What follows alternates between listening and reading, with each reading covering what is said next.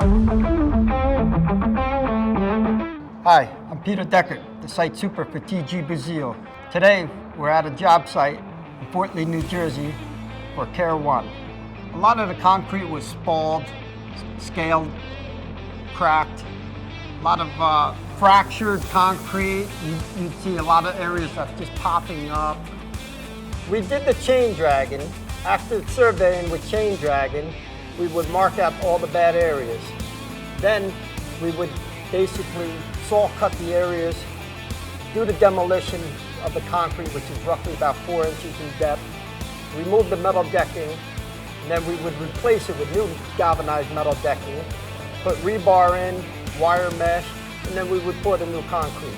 We started up on the top deck, which is the 4th floor. We do 1 floor and a ramp at a time before moving down to the lower levels, which we roughly had 30 to 45 days per phase.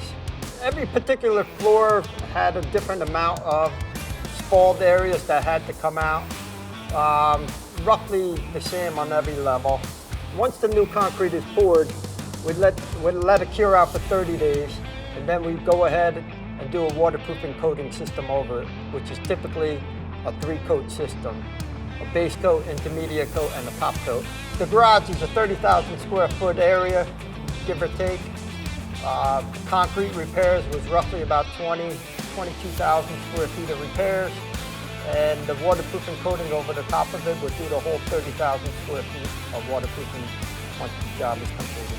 Here at TG Basile, we are the experts in concrete and waterproofing coatings, so feel free to give us a call for any of your future projects.